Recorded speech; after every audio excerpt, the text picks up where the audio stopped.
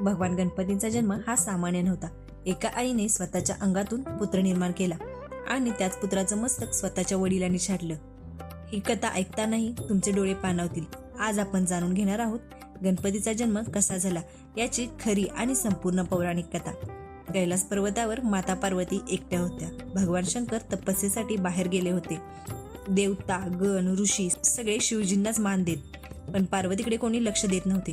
त्या क्षणी मातेला जाणवलं, माझंही असं कोणी असावं जो फक्त माझं ऐकेल, माझाच असेल, माझं रक्षण करेल। एक दिवस माता पार्वती स्नानासाठी गेल्या। त्यावेळी आपल्या अंगावर लावलेल्या हळदीच्या उठण्यापासून त्यांनी एक सुंदर बालक तयार केलं। त्या बालकात प्राण फुकले आणि तो बालक जिवंत झाला। पार्वती म्हणाल्या, तू माझा पुत्र आहेस, आजपासून तूच माझा द्वारपाल। तोच बालक म्हणजेच आपला गणपती बाप्पा।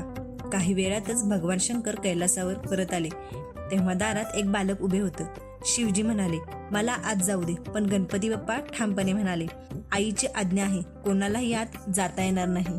शिवजींना राग आला, देवगण आले, युद्ध झालं, पण बालक गणपतीने सगळ्यांना पराभूत केले। अखेर रागाच्या भरात भगवान शंकराने आपल्या त्रिशूळाने गणपती बाप्पांचं मस्तक छाटलं। क्षणात सगळं शांत झालं। तेवढ्यात माता पार्वती बाहेर आल्या आणि समोर आपल्या पुत्राचं निर्जीव शरीर पाहिलं। पार्वती मातेला अत्यंत दुःख झालं। त्या रडत म्हणाल्या, हा माझा पुत्र आहे, मीच त्याला निर्माण केलं आहे। संपूर्ण सृष्टी कापू लागली। देवी रौद्र रूपात आल्या। शिवजींना आपली चूक कळली। शिवजींनी आदेश दिला, उत्तर दिशेला जो पहिला प्राणी दिसेल त्याचं मस्तक आणा। देवगण गेले आणि एक हत्ती मिळाला। त्या हत्तीचं मस्तक गणपतीच्या धडावर स्थापित करण्यात आलं। भगवान शंकराने त्यात प्राण फुकले आणि गणपती बाप्पा पुन्हा जिवंत झाले। शिवजी म्हणाले, आजपासून तू सर्व देवांमध्ये सर्वप्रथम पूजला जाशील। कोणतंही शुभकार्य तुझ्या पूजेशिवाय सुरू होणार नाही।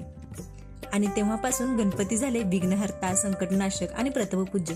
मंडळी, ही कथा आपल्याला एक मोठा संदेश देते।